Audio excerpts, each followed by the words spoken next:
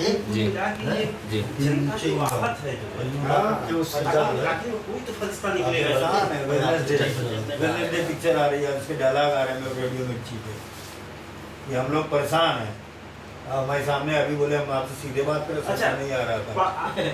प्रश्न पंडित जी, आ जाए कांग्रेस से बीजेपी कोई आ जाए, व्यवस्था तो वही है कि राम जाने क्या भविष्य तो हो इस बाग का, चंबली हर फूल है तो नक्सली हर डाल है।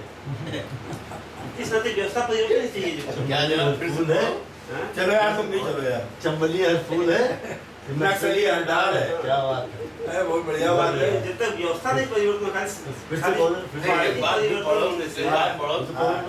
बोले कि अगर हम परिवर्तन नहीं करेंगे तो इस लोकतंत्र का जो जिस तरह बना रखा जाए, बीजेपी या कोई पार्टी हो जो। और एक चीज और वो बतलाइए, कल जो उन्होंने नुक्कड़ का ड्रामा उपस्थित किया था, वो बड़ा हाँ, वो भी जो काले 150 लड़के नौजुवक काले नीचे से ऊपर से नीचे तक वहीं पर दिल्ली में। हाँ दिल्ली में आया था। दिल्ली में तो वो नुक्कड़ का ड्रामा, और वो सब के सब कह रहे हैं फलाने हैं, हम अमुक हैं, वो सब बन करके बड़ा दृश्य अद्भुत था। तो थोड़ी देर में व्यंग था। हाँ, व्यंग बड़ा जबरदस्त था। फिर वो सब के सब हम साथ हैं आपके, छोटे छोटे बच्चे सब बोल रहे हैं।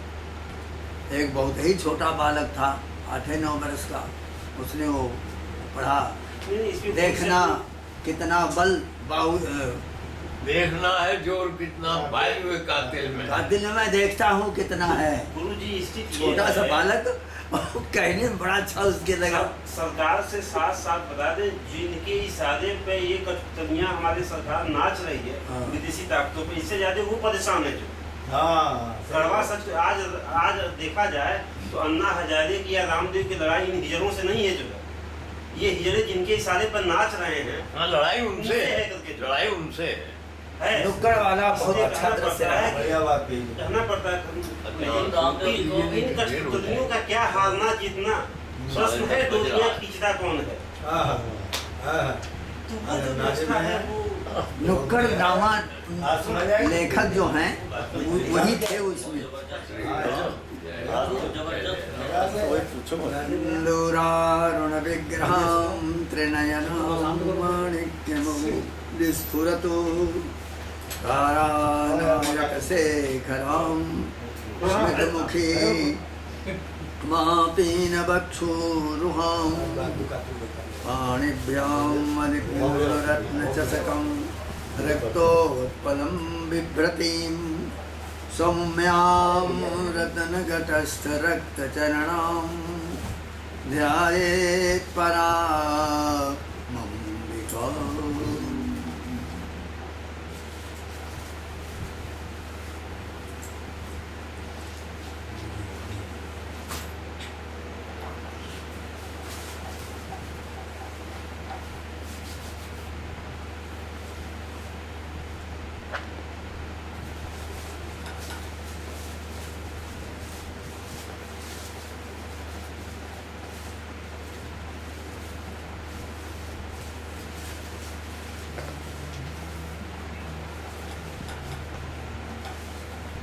कितना हो, 11वां है आज? 11वां है। चलो बढ़िया है। बहुत लंबा है ना छोटा है। त्रिपुरा रहस्य का यह 11वां अध्याय है।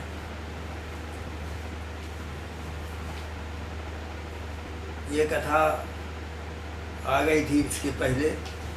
भगवती के 3 रूप, वाणी, लक्ष्मी और शिवा, और फिर इनका उस पराम्बा ने उन्हीं त्रिदेवों के शरीर से, उन्हीं के अंश से 3 शक्तियों को प्रकट किया। क्यों? तीनों ने ये बात बतलाई ब्रह्मा जी ने कि मैं सृष्टि बहुत कर रहा हूँ, लेकिन शांति नहीं मिल रही। कहाँ बैठूं, क्या करूं, इतना करके बैठता हूं अशांत। तो हमारी शांत की कोई व्यवस्था किया जाए, हम सब लोग बहुत अशांत हैं।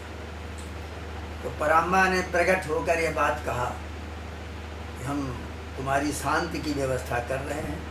तो ब्रह्मा के शरीर से महालक्ष्मी को प्रकट किया, विष्णु के शरीर से शिवा को प्रकट किया और रुद्र के शरीर से सरस्वती को प्रकट किया। अब इन तीनों के लिए इनका परस्पर इन्हें देना है कि अब तुम्हारी जब बिना शक्ति के, बिना स्त्री के पुरुष की प्रतिष्ठा नहीं। एक बात ये नहीं, पुरुष की एकमात्र प्रतिष्ठा नारी है। इसीलिए कहा है आधा नर है आधी नारी, मानो रथ दो चक्र बिहारी। मानो एक रथ है और उसके दो चक्के हैं, एक स्त्री एक पुरुष। तो आधा नर है आधी नारी, मानो रथ दो चक्र बिहारी। तो इस प्रकार से ये शक्ति के बिना, और तीसरी जगह और भी व्याख्या जब करते हैं तो ये आता है कि ग्रह कहते हैं गृहस्थ। गृहस्थ का अर्थ है गृह माने है नारी, और तिष्ठति आस्था, नारी के साथ जो रहे उसका नाम गृहस्थ। नारी के बिना गृहस्थ है ही नहीं, भी तो बाणप्रस्थ हो गया। बाण कहते हैं वन को, बाण में जो प्रस्थान कर जाए, जंगल को जो चला जाए, इन सबों से निकल कर वो बाणप्रस्थ है। और बाण को और गृहस्थ को और ब्रह्मचर्य को, तीनों का यदि को परित्याग कर दे, न्यास सम्यक्तया न्यासा त्यागा संन्यासा, अच्छी तरह से जो न्यास करे। यहाँ सम उपसर्ग इसलिए है जिसमें ब्रह्मचर्य अवस्था और युवावस्था यानी गृहस्थ और वानप्रस्थ तीनों का त्याग करके और फिर वो त्याग करके बाहर आवे, तब एको हम बहुत श्याम अहम ब्रह्मास्मि, मैं ब्रह्म हूँ, इस प्रकार का उसे बोध पैदा हो। फिर ये इस अहम को वो समझने का प्रयत्न करे। ये अहम अहम हम जो कह रहे हैं, इसका उत्पादक प्रेरक साक्षी कौन है? बड़ा गंभीर प्रश्न आ गया। ये अहम जो हम कह करके बातें कर रहे हैं, मैं ऐसा करता हूँ, मैं ऐसा करता हूँ, क्या है? तुलसीदास जी ने इसी पर वो दोहा लिखा कि हम लख हमई हमार लख, हम हमार के बीच तुलसी अलखई का लख है, राम नाम भजनीच। वो भिखारी था, खप्पर लिए पैसा को डाले सबके सामने, बाबूजी निरंजन अलख निरंजन, और पैसा उछाल दे, उस दिन फिर गिरे। तुलसीदास जी ने देखा मेले में, तो उसको देख करके पद लिखा, हम लख हम ही।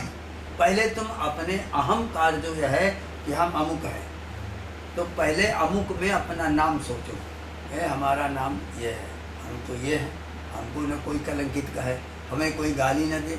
अरे वो गाली दे रहा है तो खाली नाम को लेकर गाली दे रहा है। तुम्हारे उस अजर अमर अछेद्य आत्मा से उसके बोलने का कोई तात्पर्य है ही नहीं। और फिर यदि तात्पर्य और लगता है तो शरीर से है। शरीर जो है ना समान है, ना हम देहो न में देहो, वो मृतक है, जड़ है, तो वो गाली किसको दे रहा है? वो गाली जो वाणी से दे रहा है तो वो किसको मिल रही है? ये एक प्रश्न बड़ा भारी है, उसको वेदांत ही हल कर पाता है, दूसरे कोई और दर्शन हल नहीं कर पाता। तो वो कह रहे हैं हमसे कहो कि वो हमको पहले ढूंढे, हमसे कहो कि वो हमको ढूंढे। ना हम देहो न में देहो, जीवो ना हम न हम अहम विचितो, इति विज्ञाय संतुष्टम जवदूतम नमाम्यहम्। ऐसा जो जान करके संतुष्ट है, हम उस अवधूत को नमस्कार करते हैं। ना हम देहो, मेरा ये देह नहीं, नहीं देह हूँ नहीं इंद्रियां, मैं स्वच्छ से भी स्वच्छतर। मैं देह नहीं हूँ, इंद्री नहीं हूँ। इनके भीतर एक चेतना है, वो साक्षी है। उसके साक्षी पने में हमारा हाथ काम कर रहा, पैर चल रहे हैं, वाणी से शब्द निकल रहा है, किसी की स्तुति निकलती है, किसी की के लिए गाली निकलती है। और भी इंद्रियाएं हैं जो कोई मल फेंक रही, कोई मूत्र फेंक रही है, कोई अपना कीचड़ फेंक रही है, कोई कान से खूंट निकल रहा, नाक से भी मल निकल रहा, मुख से भी मल निकल रहा। ये 9 द्वारे पूरे दे ही नहीं कुर्बन न कारयन, ये 9 दरवाजे जो हैं मलय मल बाहर निकाल रहे हैं। इनका साक्षी एक चेतन है, और वो साक्षी चेतन कहाँ है? हृदय से जो तिष्ठति, हृदय में कहीं है, किसी जगह पर खोजो उसको। वो चेतना थोड़ा थोड़ा संचार करती है तो फिर सब नाड़ियाँ धमनियाँ सबकी सब चलने लग जाती हैं। तो इसमें देह का नाम नित्यदा, इसमें नाम क्या है जिसे हम नित्य माने, सही मान लें? हमारा ये नाम है ही नहीं है, झूठा नाम रख लिया गया। 15-20 वर्षों से लोग पुकार रहे हैं, इस नाम से संबंधित मैं नहीं हूँ। तो हम लख हम ही, अरे मूर्ख, हम तू अपने आप से कह, जो हम है उससे कह कि वो हमको पहले लखे। लखे का मतलब देखे, लखे का मतलब है देखना, लखना। तो हम लख हम ही, और हमारा लख, और फिर हमारा क्या है इसको देखे, और फिर हम हमारे के बीच, फिर हम और हमारे के बीच में क्या है इसको भी समझेगो। ऐसे तुलसीदास जी कहते हैं, ब्रह्म जीव बिच माया जैसी, ब्रह्म और जीव के बीच में एक माया है, वही माया जो है उसको जीव बनाए है, उसको ईश्वर बनाए हुए, और उसको थोड़ा यूँ हटा दीजिए तो ये हो जाए। लेकिन वो हटावें कैसे? भाषण सभी दे सकते हैं, वक्तव्य बहुत अच्छा व्यक्त कर सकते हैं, लेकिन ये जो क्रिया है ज्ञानात्मिका, अब ध्यान दें, बहुत बड़ी ऊंची बात आ रही, ज्ञानात्मिका, बलात्मिका, क्रियात्मिका शक्ति। ये विस्फोट जब यहाँ हुआ उसके बाद से परा, पश्चंती, मध्यमा, वैखरी, 4 प्रकार की वाणी निकली। तो परा वाणी और पश्चंती, फिर मध्यमा, फिर वैखरी। तो इस वाणी के साथ में जो चेतना आई थी, पहले वो ध्वनि थी, फिर यहाँ पर शब्द रूप में आई, फिर यहाँ पर भाषा के रूप में बदल गई, और मुख से निकली तो हम वैखरी हो गई, हम बोलने चलने लग गए। लेकिन इन तीनों को जब अंत हो जाएगा तो फिर वही ध्वनि रह जाएगी। उस ध्वनि के पहले क्या है उसको कहते हैं योग दर्शन में केवली कुंभक। केवली कुंभक ये बड़ा कठिन विषय है। इसके लिए कमलापत त्रिपाठी के भाई थे कैलाश प्रसाद त्रिपाठी, बड़े विद्वान, बड़े अच्छे लेखक। तो एक व्यास जी आए, जगदीश प्रसाद व्यास, हमसे कहने महाराज त्रिपाठी जी के यहाँ थे। तो उन्होंने कहा, अरे चलिए हमने आपकी बड़ी व्याख्या कर दी है। तो उनका हमारी व्याख्या क्यों आप कर दिया, हम कोई फिर प्रचार करते फिरते क्या? तो नहीं चलिए घर में, उनके घर गए। वो निकल के आए, कहें हमको ये बताइए, ये केवली कुंभक लिखा है, इसी से मुक्ति होती है, 1 सेकंड में हो जाता है। 10 वर्ष और 10 महीने और जीवन पर्यंत करने की कोई ज़रूरत नहीं है। 1-2 मिनट 1-2 सेकंड के अंदर इसमें मुक्ति हो जाती। ये केवली कुंभक क्या है? हमने कहा इनकी हम सब सुन लें तो कुछ बोले यार, लेकिन है विषय बड़ा गंभीर। तो चले आए, वहाँ से उठ कर गए, त्रिपाठी जी को हमने बताया। तो महाराज वो केवली कुंभक पर किताब लिख रहे हैं, हमसे पूछ रहे हैं, और हम तो जो केवली कुंभक की व्याख्या सुनी है वो यही है। तो महाराज जी बोले उसको, तो वो है क्या? आप पहले कुंभक प्राणायाम करिए। कुंभक प्राणायाम का मतलब है श्वास को रोकना। यूँ ये हुआ पूरक, और इसी वायु को रोक लीजिए, ये हो गया कुंभक। और वो कहते हैं केवली कुंभक लगाना आ जाए तो आपकी अभी इसी समय मुक्ति हो जाए। वो क्या है? तो रेचक जब हम रेचन कर दिया, अब ये दोनों को रोक लीजिए।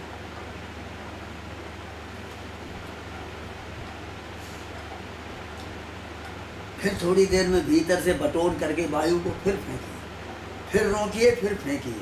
लीजिए नहीं, इधर से खींचिए नहीं, इधर बंद रहे, और बार बार खींचते खींचते 16 अंगुल की जो वायु हमारे पेट में भरी है, वायु की गति कितनी दूर तक है? 16 अंगुल। ये यहाँ तक तोंदी तक आती प्रत्येक व्यक्ति की। उसको घटा घटा करके 12 में कर ले जाए तो उड़ने की शक्ति पैदा होती है। ये योग दर्शन में लिखा हुआ। 10 में कर ले जाए तो रूपांतर, जो रूप चाहे वो बना करके वो आपके सामने प्रकट हो जाए। और यदि वो 8 में हो जाएगा तो फिर वो जल थल आकाश पाताल एकदम सूक्ष्म शरीर वाला हो जाए, और 4 में आ जाए तो वो यही हो जाता है, और अंत में यदि उसी जगह आ जाए तो उसी क्षण मुक्त हो जाता है, ब्रह्म हो जाता है। ये है योग दर्शन का निष्कर्ष बतला रहे हैं, अंतिम निष्कर्ष है। 8 प्रकार का अष्टांग योग साधन करते करते अंत में यहाँ पर आओ। तो वो केवली कुंभक क्या है? तो केवली कुंभक कहते हैं कि इस तरह सब वायु को निकाल दो, नीचे उस जगह से जाने वाली अपान वायु और प्राण वायु दोनों को मिला लो, और मिलाते ही मृत्यु हो जाएगी। जब ये दोनों मिल जाती हैं तो उसी समय मृत्यु हो जाती है, बच नहीं सकता। तो मिलाने के पश्चात भी आपका कुंभक कायम रहे, और उतनी देर में आपकी चित्त वृत्ति जो है वो बाहर कहीं जाएगी ही नहीं, वो भीतर ही भीतर रहेगी, और बार बार उसी वायु को खींचने में वृत्ति बनी हुई रहेगी। उस समय पर वो वृत्ति जहाँ प्राण वायु से मिलेगी बस मुक्त हो जाएगा, उसी समय सारा ब्रह्मांड भासित होने लग जाता है। और उसके अंतः प्रज्ञा बहि प्रज्ञा, अंतः प्रज्ञा बहि प्रज्ञा, एक प्रज्ञा अंतः होती भीतर की, और एक होती बहि प्रज्ञा। बहि प्रज्ञा आँखों से देखकर, कानों से सुनकर, नाक से सूंघकर, मुख से कुछ चख करके, शरीर से संस्पर्श करके अनुभव में आती है। अंतः जो प्रज्ञा होती है वो मन बुद्धि चित्त अहंकार के संकोच करने पर और विकास करने पर आती है। तो अंतः प्रज्ञा बहि प्रज्ञा, और फिर नो प्रज्ञा अप्रज्ञा, वो दोनों प्रज्ञाओं को एक में मिला दो, बस मुक्ति का साधन यही है। तो इस प्रकार से भगवती के स्वरूप का ये वर्णन आया था। आज बतला रहे हैं दत्तात्रेय जी अपने मुखारबिंद से, एवं विधम समाख्यानम त्रिरूपाया महत्तरम श्रुत्वा स विस्मयो रामः श्री दत्त मुख पंकजात्। ऐसा आख्यान कि ब्रह्मा का यह विवाह हुआ, विष्णु का विवाह किया गया, शंकर जी का विवाह हुआ, वाणी और उमा और लक्ष्मी और शिवा से, तो बड़े आश्चर्य में हो गए। बड़ा अद्भुत आख्यान आपने कहा है। 3 रूप धारण करने वाली भगवती का अति श्रेष्ठ समाख्यान सुन करके इतना सुगंध, जैसे नए आमोदकारी सुगंध से पराग निकलती है, इस तरह से उनको मालूम हुआ किसी उत्तम पुष्प की पराग नाक में आ रही, आंखों में आ रही, कानों में आकर गदगद हो गई। तो इस प्रकार से उसकी मनोहरता से आनंद रूपी अमृत के समुद्र में गोते लगाने लग गए, और परशुराम जी बड़े प्रसन्न हो गए। तो निर्गमन नूतनामोदो मकरंदे मनोहरम आनंदामृत बारासी मग्न स्वांतो बभूवो। आनंद रूपी अमृत की धारा उनके भीतर निकल पड़ी। सात्विक राजस तामस, सात्विक शक्ति, राजस शक्ति, तामस शक्ति, ज्ञानात्मिका शक्ति, बलात्मिका शक्ति, क्रियात्मिका शक्ति, ब्रह्माणी, रुद्राणी, महालक्ष्मी, वर्तमान भूत और वर्तमान भविष्य, प्रातः मध्याह्न सायं, अकार उकार मकार, इस तरह से सब कुछ त्रिधा है। जो कुछ भी जंग संसार में है वो 3 प्रकार का है, एक प्रकार का नहीं है। हम 3 प्रकार के हैं, आप भी 3 प्रकार के हैं। एक आप स्वतंत्र हैं और एक आप परतंत्र हैं, और एक न स्वतंत्र हैं न परतंत्र हैं, इस प्रकार की। ऐसी स्थिति में आकर के प्रसन्न हो गए। तो फिर बोले, आह भक्ति प्रेम भरसलम वाक्यम उत्तमम अहो त्यद्भुत में तद वै प्रोक्तमाख्यान नायकम। आख्यान तो सभी लोग सुनाते हैं और सब जगह सुनने को मिलते हैं, लेकिन ये आख्यानों का नायक है। ऐसा आख्यान आपने दिया कि जहाँ से सृष्टि शुरू हो रही है उसी जगह पर आपने शक्ति का बाहुल्य बतलाया। तो नैवं विधम समाख्यानम सुतमासे दयानिधे भवन मुखाब्ज निर्गच्छतो कथामृत झरीवरम। कहने लगे कि आपके इस प्रकार के आख्यान को सुनते हुए हमने तो आज तक अपने जीवन में कभी सुना ही नहीं। और हे दयानिधे, आपके मुखार बिंद से जो निकल रही है वाणी शब्दात्मक निर्झरी, बाग बैखरी निर्झरी, और झरित हो रही है, गिर रही है, जो इतनी सुंदर लग रही है कि हमारा शरीर सब झरी भरम, हमारा शरीर भी सब भर गया, उस झरी हुई धूल से हमारा शरीर सब भर गया। तो पिबता सोत्र पुटतस त्रिषा शांतिर्न विद्यते, कानों के द्वारा, कर्ण कोहरों के द्वारा सुनते सुनते भीतर की तृषा नहीं समाप्त हो रही। यथा कामितनस्याति सुंदरी भास गोचरम, जैसे कामी पुरुष को सुंदरी के बार बार देखने, आलिंगन और उपभोग सब करते हुए भी उसकी तृष्णा शांत नहीं होती, इसी तरह से आपके मुख से निकली हुई वाणी को सुन रहा हूँ, देख रहा हूँ, बदन कर रहा हूँ, फिर भी यही इच्छा हो रही कभी और सुनाइए आप। तो सुखतो अनुक्षण, कैसा बढ़िया उदाहरण है। जुगतो अनुक्षणम तृष्णा वर्धते में तथा भवतो श्री गुरु श्रीनाथो में, गुरु श्रीनाथ में सम्यक श्रुतमाख्यानमुत्तमं त्रिरूपाया सुमं पूर्णं गौर्जादीनामपि प्रभो वदाख्यानं कथं भूतं कृपया करुणानिधे इति परजनयुक्तो दत्तात्रेयो जतीश्वरः प्राह गंभीरजा वाचा मधुराक्षर सुस्वरम। परशुराम जी की प्रार्थना से बहुत मधुर और सुस्वर में, एक स्वरों के शब्द में दत्तात्रेय जी फिर बोले, भार्गवो शृणु गौर्जादि चरित्रम लोक पावनम एवं गौरीं रमां वाणीं प्राप्य रुद्राधजस्तदा। भार्गव, अब फिर गौरी आदि चरित्रों को सुनो।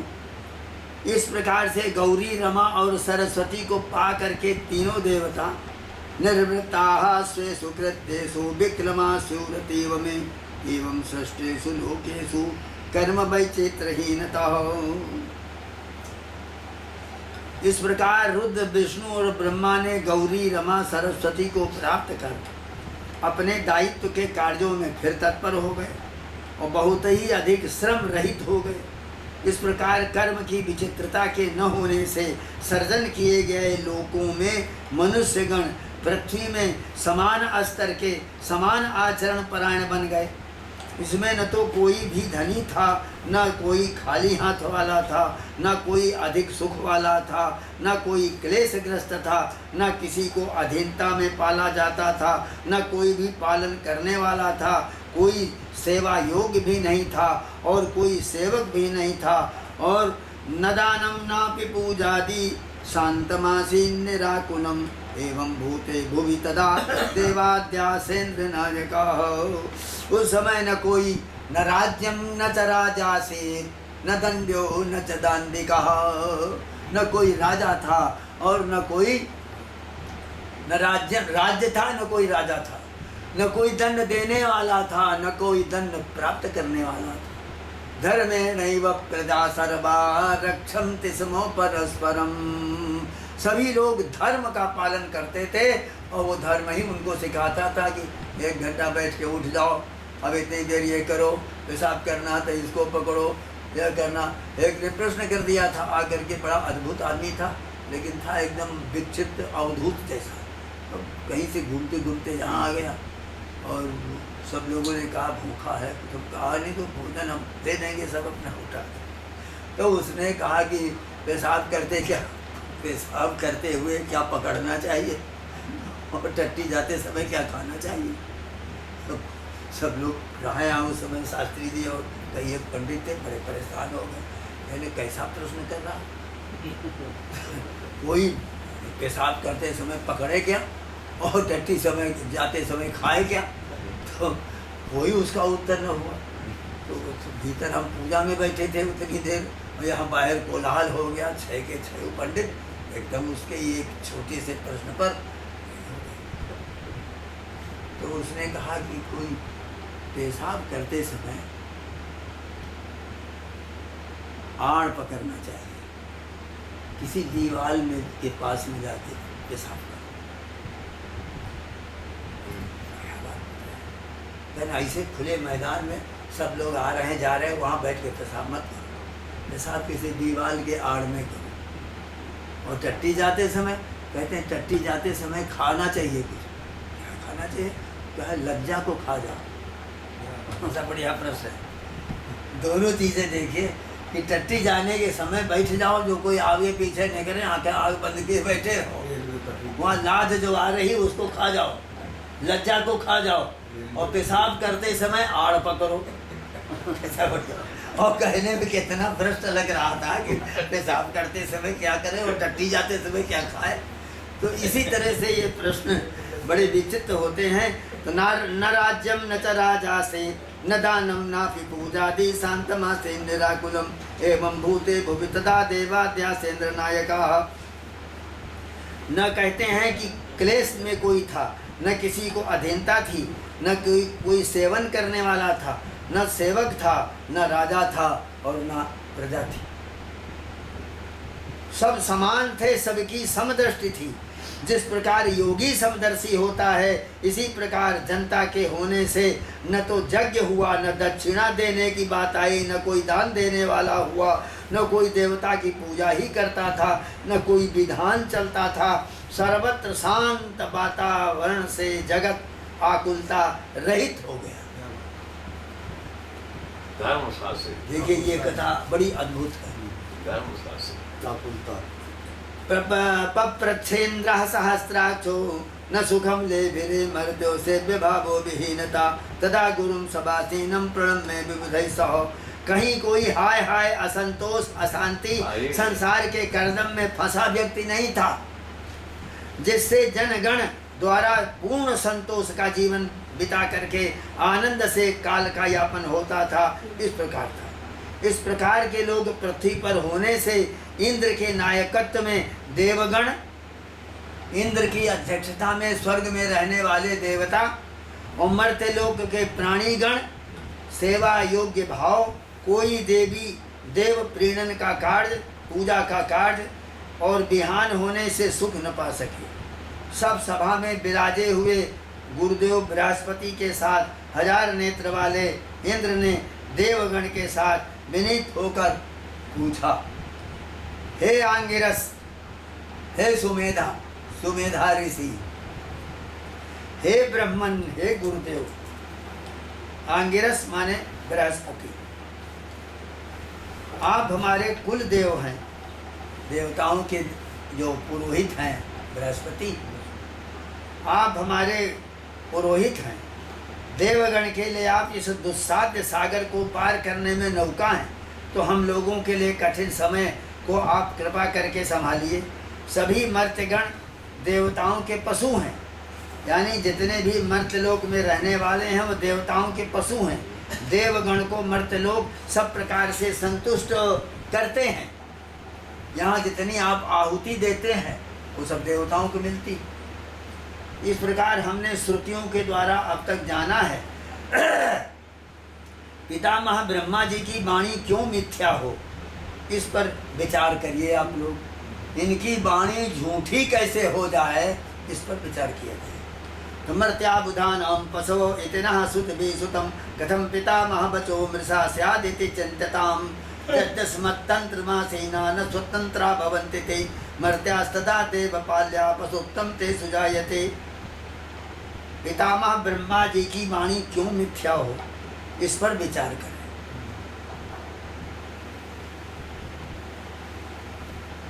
जब वे लोग हम लोगों के अधिकार में हैं तो स्वतंत्र किसी रूप में नहीं, तब सभी मर्त्यगण देवता के समान हो गए।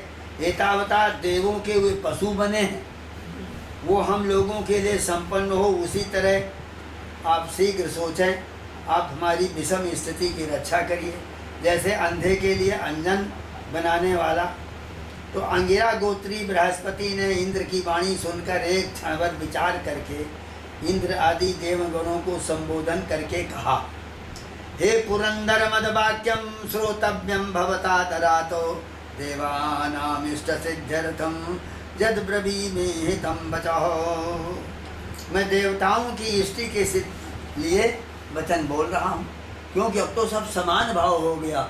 जैसे वो स्वर्ग में सुखी, वैसे यहाँ के लोग सब सुखी। वो वहाँ आनंद ले रहे हैं, ये यहाँ आनंद ले रहे हैं, बराबर हो गए। तो अब एक दूसरे के ऊपर हमारा स्वर्ग के देवताओं का मनुष्यों पर अधिकार क्या रहा? और हम वहाँ खाएं क्या, यहाँ मनुष्य कुछ देंगे नहीं तो हमको स्वर्ग में तो कुछ मिलेगा नहीं। तो हव्य कव्य पितरों को दिया जाता है कव्य, और अग्नि को दिया जाता है हव्य। आहुति आप देते हैं अग्नि में तो वही सब देवताओं को अलग अलग मिलती है, और जो देवता की यहाँ पूजा करते हैं उन देवताओं की मिलती है, और जो पितरों को देते हैं तो पितृरूपी जनार्दन भगवान हैं उनको भी मिल जाती है। तो इसलिए यहाँ से वहाँ का संबंध बना हुआ है, कुछ देते हैं कुछ पाते हैं, और तो सब समान हो गया तो हम लोगों को तो बड़ा कष्ट है। तो बृहस्पति जी कहते हैं तुम अति शीघ्र देवगण के साथ शरण में जाने के योग्य प्रपितामह की शरण में जाओ, वो पद्मासन ब्रह्मा आप सबका श्रेय बनाएंगे। बृहस्पति ने ये कहा कि तुम ब्रह्मा जी के पास जाओ, उन्हीं से कहो ये बात। जगद गच्छ देवैर्वृता शीघ्रं शरणं प्रपितामहं शरणं सा भवच्छ्रेयो विधास्यति अति अम्बुजासनः जगत्तंत्र स्वतंत्रोऽसौ सर्वज्ञा सर्वकृत विभु एवमेवो भवेत् क्षेमं भवतां वैनाशनं नान्योऽत्र विद्यते कश्चित् उपायो भवतीप्सिते इत्याकर्ण्य गुरोर्वाक्यं प्रणम्य दृष्टं तदा ओम इति द्रुतमेवेन्द्रः सदैव पितृगुह्यका जगाम ब्रह्म सदनम सत्यलोकम सचीपति। इस तरह से ब्रह्मा जी ने बृहस्पति ने जब कहा तो इंद्र जो है बहुत जल्दी ओम ऐसा कह करके पितरों के और सबके साथ सब देवगण पितृगण गुह्यगण सबको लेकर के और ब्रह्मा जी के यहाँ गए। तत्र गत्वा यत्र गत्वा जगद्धातु समां बाह्य समात्रणां ततजोजन विस्तीर्णां विंशतिजोजनमायतां। वो सभा जहाँ पर ब्रह्मा जी बैठे थे वो कितनी बड़ी थी, 100 जोजन की। 4 कोस का 1 जोजन होता है, 400 कोस की 800 मील की वो सभा थी। इतने में सब लोग बैठते थे, और चौड़ाई थी 20 जोजन 80। उसमें 30 खंभे लगे थे। गत्र गत्वा जगद्धातु सभां बाह्य समात्रयां शतजोजन विस्तीर्णां विंशतिजोजनमायतां 30 उच्छाय संयुक्तां। और 30 उसमें खंभे लगे थे, वो 30 हाथ 30 जोजन ऊपर ऊंचे थे, वो जोजन थे। रत्न स्तंभ प्रदीपिताम, और वो रत्नों के थे, वहां और कोई बिजली और दीपक की जरूरत थोड़े थी, वो अपने आप प्रकाशमान थे सब। स्तंभ प्रभा मूर्छनेनो हेम भूमि प्रभाधिकाम, और भूमि वहां सब सोने की थी। तो यदि स्तंभों के प्रकाश से उस भूमि की सुंदरता और बढ़िया थी, सुवर्ण से जो निकलती थी लहरें। तो भूमि प्रभाव बलित चंद्रकांतोर्ध्व भूमिकाम कांति त्रय सुसंकांतो मुक्ता जाल विचित्रताम। जत्र तत्र स्वर्ण खचित भूमि की प्रभा से छत की ओर चंद्रकांत मणियां जगमगा रही थी। रत्न प्रभा से सुवर्ण भूमि से शोभित चंद्रकांत मणियों से नीचे की छत बड़ी भरी होने से तीनों की कांतियां एक साथ मिल करके मोतियों के जाल से मिल करके एक चमत्कारी प्रभा दे रही थी। ऐसा दृश्य था। इंद्रनीलो तारकिका पक्ष्म केशो प्रकाशिताम चंदना गरु कस्तूरी काश्मीरो प्रतिभासकैः घुमद्युमित गंधाढ्यां मणिकांचन चित्रितैः तोरणे कदली स्तंभै पूगवृक्षैः समन्ततः मण्डितां माल्यजालैश्च मन्नमारुतशैतलां मध्ये मणिप्रवेकाढ्यां मुक्ता छत्र विराजितां सिंहासनं जगत्सृष्टुपरितोऽपि सभासदां नानाविधान्यासनानि संस्थितानि सहस्रशः। और वहाँ पर बड़ा भारी ये था चमत्कार की माणिक्य स्तंभ में माणिक्यमय पुतलियों से युक्त मणियों के प्रतिमाओं के लगी हुई थी। हजारों अनंत अनंत प्रतिमाएं मणियों की बनी हुई उन प्रकाशों से जगमगा करके साक्षात बोल रही थी। अत्यधिक प्रकाश वो छोड़ रही थी। इंद्रनील ताराओं के केश पास से सजी सजी चंदन अगर कस्तूरी केसर कपूर की सुगंध चारों ओर मंद मंद फैल रही थी। सर्वत्र मणि कांचन विचित्र, चारों ओर तोरण, केले के स्तंभ, सुपारी के मंगल वृक्ष, पुष्पमालाओं के जाल से विलास युक्त मंद मंद ठंडी हवा के शीतल झकोरे आ रहे थे। मंडिताम माल्यजालय से मंद मारुत शीतलाम, मध्य मणि प्रवेकाढ्यम मुक्ता छत्र विराजिताम, सिंहासनम जगत सृष्टु परितोपि सभासदाम, नाना विधान्यासनानि संस्थितानि सहस्रशः, तेषु सिद्धा महात्माना कपिलाद्या महर्षयः, भृगवाद्या सनकाद्या से जोगींद्र सुव्यवस्थिता। उसमें हजारों आसन पड़े हुए थे दोनों तरफ, इधर सामने 1000, इधर 1000, इधर 1000, इधर। और उनमें से किसी में कपिल देव जी बैठे हैं, किसी में भृगु जी बैठे हैं। ये सब के सब वहाँ सिद्धगण, कपिल सिद्ध महात्मा और भृगु आदि महर्षि और सनक, सनंदन, सनातन, सनत कुमार, बड़े बड़े योगी जन सुव्यवस्थित उन आसनों में सब ढेर बैठे हुए थे। तेषु सिद्धा महात्माना कपिलाद्या महर्षयः, भृगवाद्या सनकाद्यासो जोगींद्रा सुव्यवस्थिताः, कोटिमनमथलावयनो परिपूर्णांग सौभगाः, तारुण गर्भिता रामा रमणश्चामर गृहः। कहते हैं कोटि काम देवों के सौंदर्य से पूर्ण अंगों वाली, करोड़ों, एक कामदेव नहीं 1 करोड़ कामदेव उनके उन स्त्रियों के शरीर में बैठे हुए थे, जो वहाँ पर तरुणावस्था संपन्न गर्भीली स्त्रियां, देवताओं की रमणियां चारों ओर सभा शब्दों को ब्रह्म सभा में पंखा चला रही थी। करोड़ों कामदेव उनके शरीर से छटक रहे थे, देखते ही बनता था जो कोई देख ले और भाव बन जाए तो मोहित होकर बेहोश होकर गिर पड़े।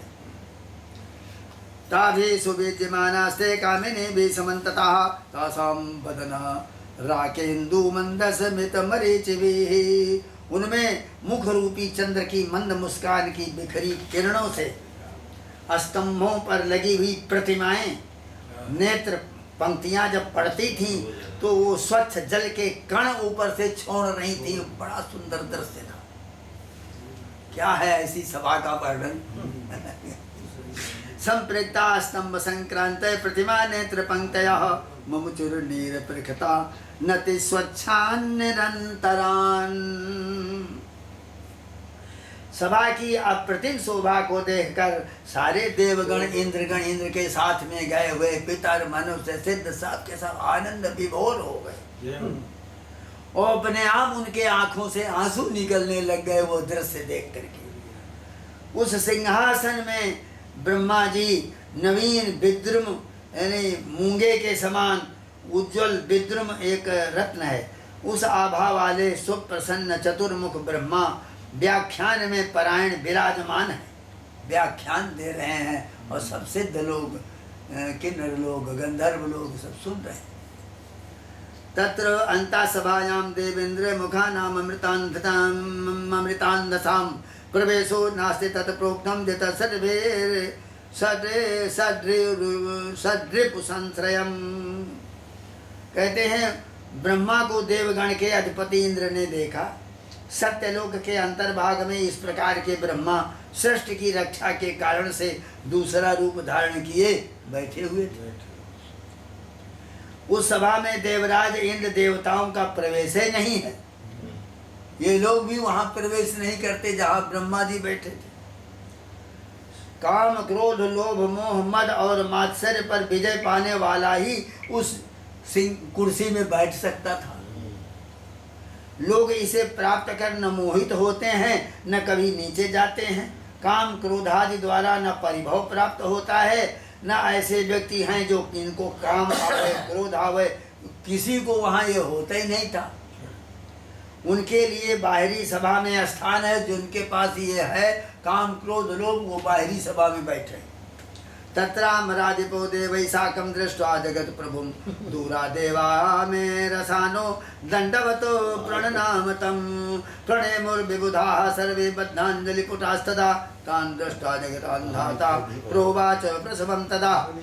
तो सब देवताओं ने जब प्रणाम किया तो ब्रह्मा जी बोले, भोपाक शासन बुधैर्मा भैरुत्तिष्ठते हितं सेत्स्यति ब्रूहि किंतेत्र प्राप्तो कारणमासु में।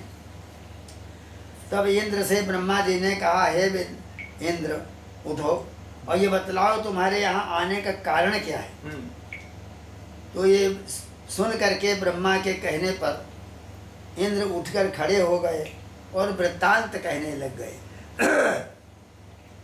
भूपाक शासन बुधैर्मा भैरुत्तिष्ठते जितं सेत्स्यति ब्रूहि किंतेत्र प्राप्तो कारणमासु में। इति श्रुत्वा चतुर्भक्त्रो वचनं विबुधेश्वरः उत्थाय मूर्ध्नि विन्यस्तो कर कंजो पुटस्तदा।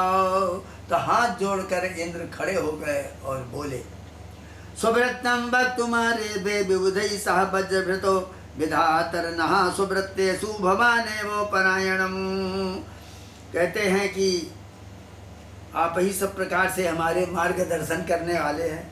आपकी आज्ञा शिरोधार्य करके हम लोगों ने त्रिलोकी के शासन का भार उठाया है। आपकी हेतु की कृपा के लेस मात्र से ही मेरे त्रिभुवन का स्वामित्व है। हे जगत के नाथ, मेरे में देवगण का अधिपति का स्थान निश्चित सर्वथा सुव्यवस्थित है कि हम सब देवताओं के अधिपति हैं। भवदाज्ञां मूर्धनि धृत्वा त्रिलोकीं शासने स्थिता भवत्कृपालेशतोऽपि मयि त्रिभुवने स्थिता सुस्थिता जगतां नाथो देवे सत्त्वमपि ध्रुवं परन्तु लोकचरित त्रियनाथता मयि तादृशी जादृशी चित्तविन्यस्ता विधातुर्वै विधातता बल्लुजे पीतृणे दद्वन् मेघनादे शब्दनं नाहं मर्तेर्मानितोऽद्यो न मां मर्त्या भजन्ति चो नेष्टो न पूजितो नैव प्रणतो नापि संस्तुताः। कहते हैं कि आपकी हेतु की कृपा के लेस मात्र से ही मेरे में त्रिभुवन का स्वामित्व है। तीनों भवन में मैं इंद्र हूँ, परंतु मेरे में रखी हुई तीनों लोकों की नाथता मेरे चित्त में तो सुरक्षित है कि मैं तीनों लोकों का स्वामी हूँ। आप विधाता की मोटे घास के तिनके के भी रचना की शक्ति है, परंतु हम लोगों का आधिपत्य मेघ गर्जन के समान है और कुछ है ही नहीं। आजकल न तो मनुष्यों के द्वारा मेरा मान होता है, न मेरा वो भजन करते हैं, न मेरे लिए यज्ञ किया जाता है, न पूजा की जाती है, न कोई प्रणाम करता है, न कोई स्तुति करता है। ये हो गया है मृत्युलोक में। माम मानयन्ति विविधा भवत वचन गौरवातो श्रद्धा मात्र निमित्तेन ममेन्द्रत्वमिति स्थितम् एवं प्रोक्तं ममाशेषे वृत्तमग्रे यथोचितम् आज्ञापयतु नो देवो यत् कर्तव्यम् अनन्तरम्। तो हे पितामह देवगण के मर्त्यलोक के जो हैं वो भोग्य पशु कहे गए हैं कि जितने देवता हैं इनके वो पशु हैं मनुष्य में लोक में। तो ये तो कुछ भी नहीं रहा, वो तो हमारे सब समान आनंद भोग कर रहे। वो आज तक आपका पहले का कहा हुआ ही पूर्ण नहीं हो रहा। मुझे तो देवगण आपके कथनानुसार मानते हैं, केवल श्रद्धा मात्र की मुझ में इंद्र पद है, इतने है और कुछ नहीं।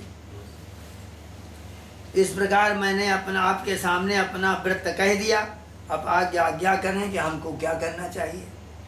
मघवन्नत्र में वाक्यम सुनुदत्ते ब्रवीमि हम दत्वाम मर्त्या न मन्यन्ते युक्तोत्तम तत्र कारणम निबोधय बदतो मत्वा स्वाहिता ये तराश्रयाः स्वार्थरिक्तस्ते चाहं वा हरिर्वासं कुरूपि वा।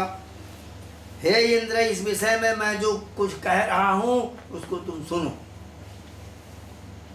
तुमने कहा कि संसार के लोग मुझे मानते नहीं, उसका कारण ये है, मैं बताऊं। अपने हित के लिए ही दूसरे लोग आश्रय लेते हैं, अपने कल्याण के लिए दूसरे लोग किसी का आश्रय लेते हैं। स्वार्थ सिद्ध न हो तो भले ही मैं हूँ अथवा विष्णु हो, चाहे हम हो चाहे विष्णु हो और चाहे शंकर हो, ईश्वरत्व होने पर भी उनके लिए तो हमारी मान्यता तृण से भी छोटी है।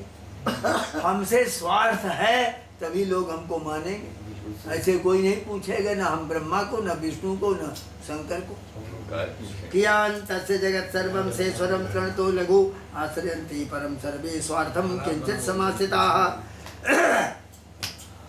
सभी लोग किसी स्वार्थ के आश्रित होकर के ही दूसरे का मुंह देखते हैं और दूसरे के सामने हाथ जोड़कर जाते हैं और उसका सहारा लेते हैं। मर्त्यानां भवतां किंचिन्न प्रयोजनमस्ति वै तेना प्रयोजका यूयं कथं मान्यत्वमर्थत मनुष्यों को तुम लोगों से ऐसा किसी रूप का कोई स्वार्थ है नहीं, इससे उनके प्रयोजन में आते ही नहीं, तो तुम्हें मान्यता कैसे वो क्यों दें? मिले? ठीक बात। तदगम्यताम मदवराम लक्ष्मीम पद्मासनाम शुभम प्रसाद विष्णु रमणीम शुभम प्राप्त माचिरम। कैसी बढ़िया बात बता दिया। इसलिए हे देवताओं, तुम सब जाओ, मेरी छोटी बहन जो है लक्ष्मी पद्मासना, उसकी तुम शरण में जाओ। सब लोग लक्ष्मी के पास जाओ। जो विष्णु की प्रिया है उसको प्रसन्न करके शीघ्र में वो शुभ इष्ट प्राप्त करो। वो प्रसन्न हो जाएगी तो तुम्हारा सबका अभीष्ट सिद्ध होगा। इति श्रुत्वा स्वमा स्वात्मयोनि वचनम तद्देवस्पति प्रणम्य हिमोत्पार्श्वं जजो लक्ष्मी कृपा। इस प्रकार देवरा